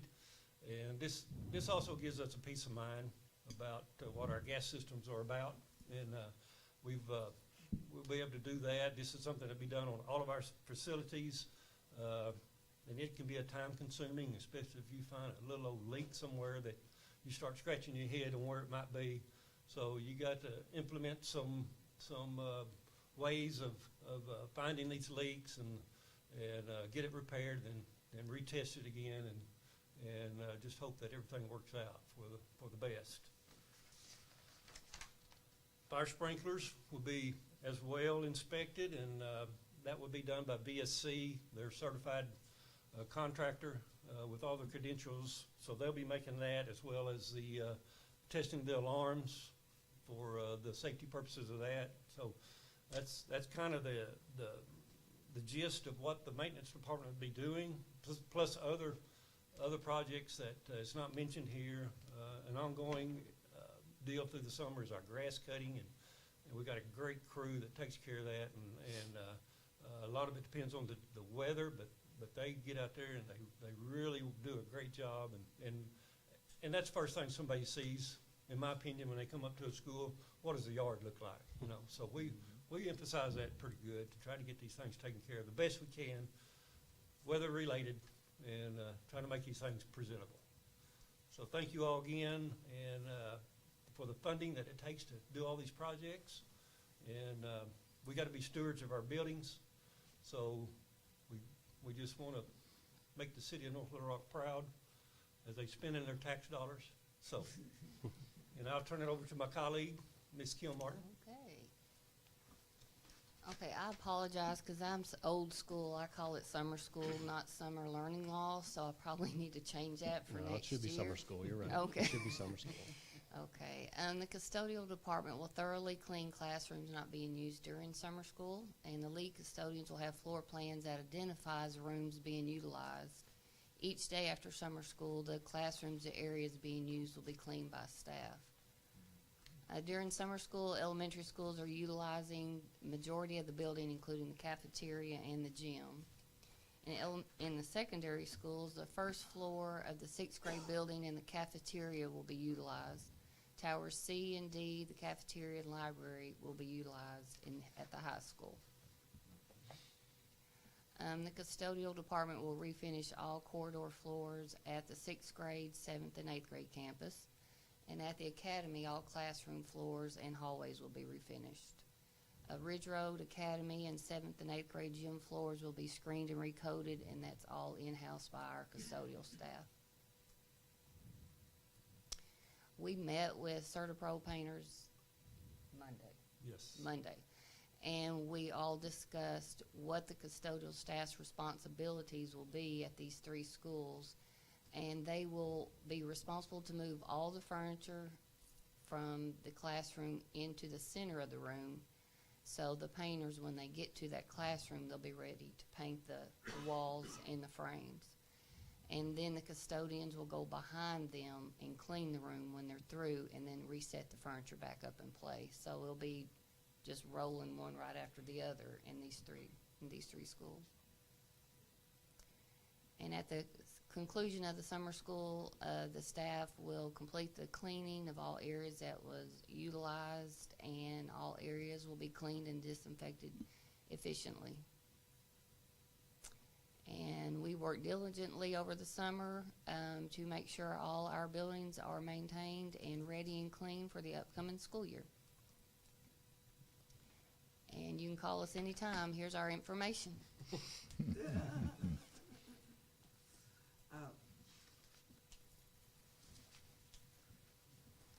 First, I want to commend you all both, you, Mr. Ward, for just stepping in, taking over, the position.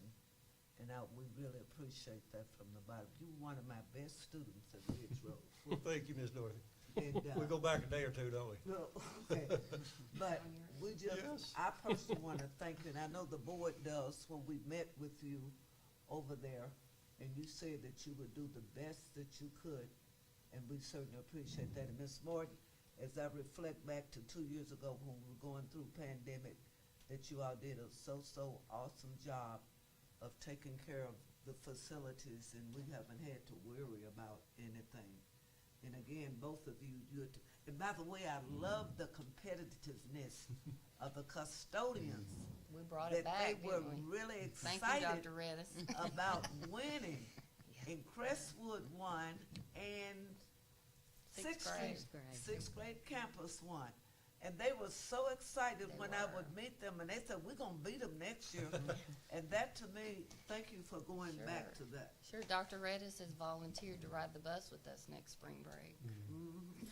Voluntold, actually. That's what it was. That's what it was. Since it was my passion that it was brought back, so that's the least that I can do. And I was so excited because I didn't know that it was brought back until they came to be announced, to get the award, and I was just tickled pink because I was just so excited that it came back. It was a good day. It was a good day. There is so much that's going on this summer, but y'all seem like you have it under control and planned, and We pull each other's hair out. no, I We think get along well. We get along well, and you have to. You have to. He leans on me, I lean on him. We get it done. well, that's great, but it looks like you've got it under control, and looks like it's going to be a good summer with all of these, when all of these things are accomplished. So thank you very much. Mr. Ward, one question is, all of the painting that you're referring to, is all of that interior? Yes, sir. Everything be interior. Sure Okay, no exterior No, painting sir. as of yet? No. Yeah, at some point, Mr. Superintendent, I'd like us to look at and I guess listen to some of our taxpayers around the city. I get the question often about the high school. I'm sure I'm not the only one. Funny you should say that. Okay. I think I need to say, I don't think I need to say anything else. No, we're working on that with Mr. Logan. I think you're referring to the yellow panels, if I'm Yes, not sir. mistaken. And so Mr. Logan is tackling this with Taggart Architect. We're trying to look at a potentially different product that either we could go over top or replace it. And just so you know, those panels are interlocked, so it's not just as easy as pulling one off. You'll notice in those the two different colors, and I don't know if everybody knows the history, but what I learned is the lighter yellow was to match the brick on Old Main, but it's so close to the yellow it doesn't have a contrast. So funny you mentioned that because Mr. Logan's been on it. We're trying to find the right product. Now, paint has come a long way. We're looking into that, but we do want to come back to the board with a proposal because it is our flagship, as you would say, and you come off in the city, it's the first thing you see, and I know Right. it may have been the first thing that somebody said when I arrived. When are you going to fix that? Thank you. Very good. Good job, Mr. Warden. Okay, the last information item, probably something long overdue, is something the board has heard about in complaints is around copiers. So Mr. Brown's going to give a high-level overview, but we're finally at a point to do a new RFP for some new printers. So I want to thank Mr. Brown for his diligence of getting us a new vendor. Mr. Brown. Yes. Thank you, Dr. Paluski and members of the board. Just to give you an update, April 30th, we met the terms of our current copy contract. So in anticipation of that happening this year, we began working on our RFP document for new equipment. And in January, we began working on that. It ended up being a 35-page document that we released to vendors. April the 1st, we released it to 46 vendors in Arkansas, and we collected questions from those vendors. So when we distributed that, they read the RFP, and as they developed questions, they'd send them to us. We provided a Q&A, question and answer, that we released from the district on April the 19th, and we released all the questions and answers to all 46 vendors. And then we had a May 1 deadline for phase 1, which was a written proposal from the vendors that were interested in bidding on our business, and we had 9 vendor submissions submitted.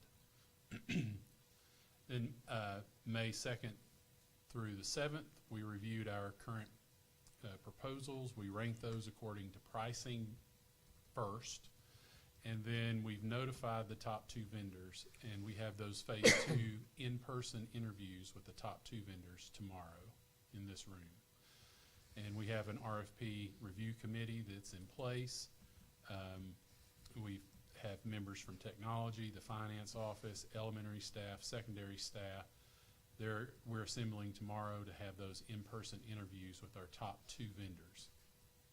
Then that vendor process, the interview process, will take 20 minutes for the company to introduce us to their company, their product information, and then 70 minutes will be question and answers that we have. We have 5 pages of questions for the vendors to walk us through. They've been provided those questions in advance, and so it ranges from removal of old equipment, placing the new equipment, service, commitment to service, how the new equipment integrates with our network infrastructure, all of those type things. So we have the 20th through the 24th. After we do the interviews tomorrow, we're going to complete our evaluation process. And if we have a vendor, a clear vendor to select, we're going to negotiate with them the lease contract language and have Mr. Beckett review the legalese of that agreement, and then negotiate a transition schedule with that company. So we'll do all that next week. And then we're going to also ask the vendor to set up demonstration equipment that we can come lay hands on, lay eyes on, and see it demonstrated and how it works. And then on June the 6th, at your special board meeting, we're going to bring the top vendor, the recommended vendor, to get that new contract approved.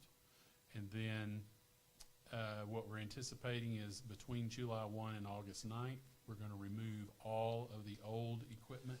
And that last line should say, and we anticipate the addition of the new equipment in there. So that's going to happen in the months of July 1, the month of July, and that first week in August prior to teachers coming back. And when teachers come back, it's going to be like Christmas.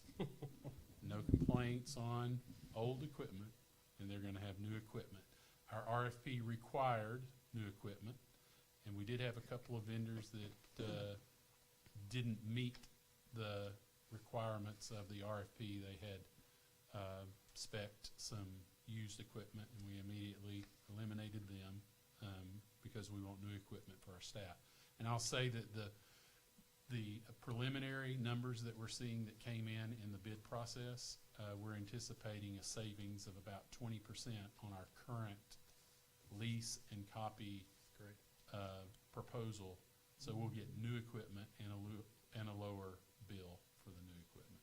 So we're excited about that, and just anticipate June 6th, we'll bring for your approval the vendor that we're recommending be awarded that contract. That's all I have. I know I told you I feel isolated all down here by myself. I was going to ask about the in-person and bringing the equipment. I was trying to figure out how an interview works when it comes to equipment, but you said that there will be an opportunity to actually visualize and see the equipment. My question is, what happens to the old equipment? Do we turn it back in, or what? The old equipment has to be returned to the current vendor, and that's part of our interview process tomorrow, is to so it's the district's, according to our current contract, it is the district's responsibility to return the equipment to the current vendor, which is a vendor in Little Rock. So we don't have to ship anything. We don't have to ship anything anywhere. We have to carry it to North Little Rock, but we don't have to ship it out, to a place, to another state or another warehouse. It has to be taken to Little Rock. So we're negotiating with the top two vendors that we're interviewing. As they bring their new equipment in, they'll roll their new equipment off and roll the old equipment on and deliver it for us. Thank you. Price range. Price, we're anticipating, our current bid shows that we're going to have a 20% reduction in our monthly cost of lease and equipment cost to the vendors. We won't know the exact cost until we actually select the vendor and do our final walkthrough. And so we'll go through and lay eyes on each machine and make sure that the machine that was spec'd in the RFP is the one that we need. So we'll do that with the final vendor. We'll do all that before we come back to you. And when we come back to you on June the 6th, we'll have a final lease price and a total savings, total anticipated savings package for you all. Another question, did you realize that the laminating machine is out at the 6th grade campus? Have any reports from principals while we're talking about these laminating machines are very important, to the schools, and we probably need to check on those perhaps. Okay. But I didn't realize it either because, like I told them, if you don't tell it, we don't know it. Correct. It's not that we're not trying to do anything. Yeah, I haven't heard any, but, we'll check we've with asked Mr. that. Clark regarding that. Make that. So those laminating machines are, of course, we purchase those machines. They're not leased. So we'll work with Mr. Clark on getting a replacement if he has that one out. It was either at the 7th or 8th grade campus, 6 or 7.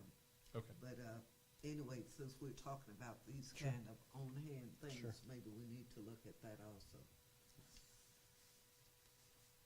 Anything else? How many copiers do we have in the district that you're looking to replace? I think it'd be a lot. I would have to review the RFP. There's quite a few of them. Yes. 20 more? No, over 100. Over machines. 100? Wow, okay. That's from memory. Don't hold me to that, but we'll bring that back in the proposal. I can bring the RF. I can actually include a link for you in the weekly board report with the RFP, but I can put in there how many devices we have in the district. All right. Okay. Any other questions? Good job. Thank you, Mr. Brown. Bravo. Now we're down to business. Yep, we'll go quickly here. Under action items, new business, action item 12.1, employment of personnel. The superintendent recommends the employment of personnel as discussed in executive closed session. Madam Chair, Yes. I so move that we accept 12.1 employment of personnel recommended by the superintendent. Second. Okay, moving properly second. All in favor? Aye.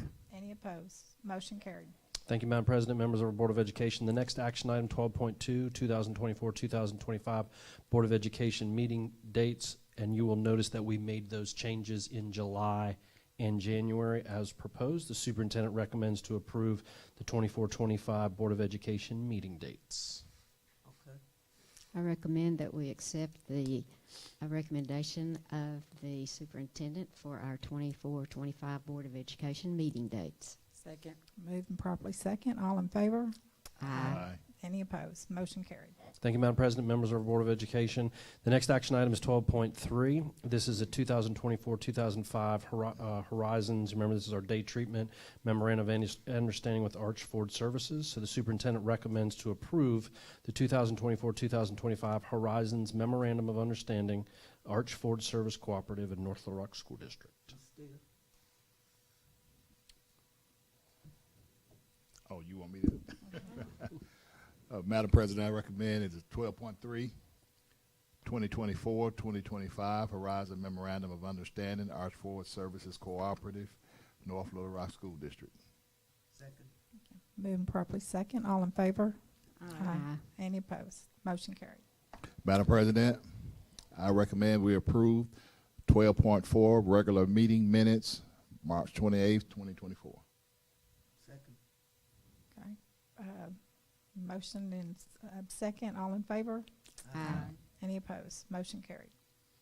Can we batch the next three? Yes, please. Yeah. Madam President, I Next recommend four. that we approve 12.5, 12.6, 12.7 special meeting minutes. What about 12.8? 12.8. Okay.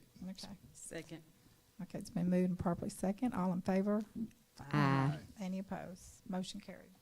Madam Chair, I move that we approve the consent agenda, which includes 13.1 bank reconciliation, 13.2 net legal balance worksheet, 13.3 monthly financial reports, 13.4 business office items, 13.5 payment of regular bills, and 13.6 facilities use request. Second. Moving properly second. All in favor? Aye. Any opposed? Motion carried.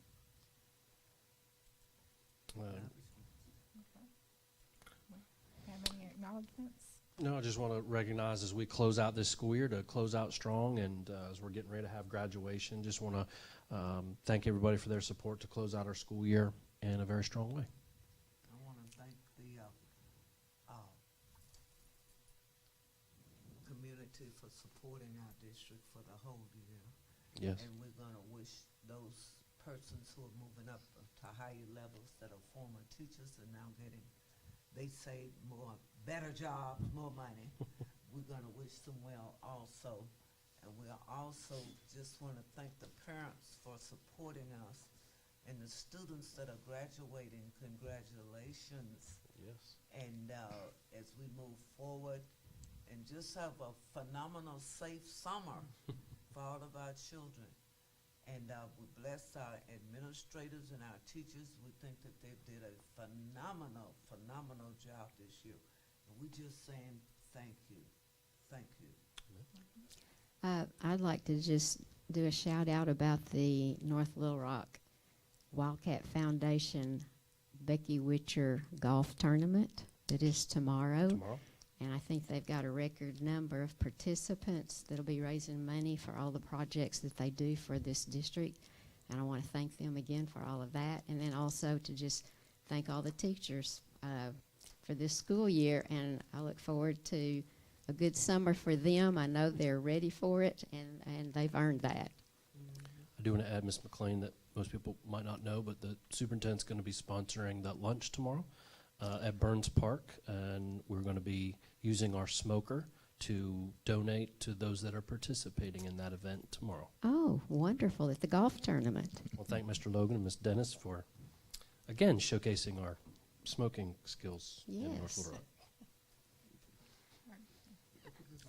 Just want to say thank you again to all the staff, teachers, custodians, everybody, for all that you've done this school year. Have a restful summer, rejuvenate, get ready for August.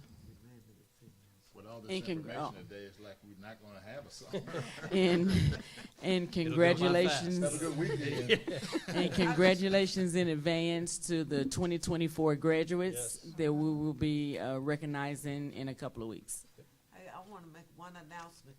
Teachers, please, if you want a grant from the Wildcat Foundation, North Rock Education Foundation, you need to turn in your grant so that in the fall you can receive it if you qualify. Please, teachers, please do that. On that note, Madam Chair, I move that we adjourn. Second that.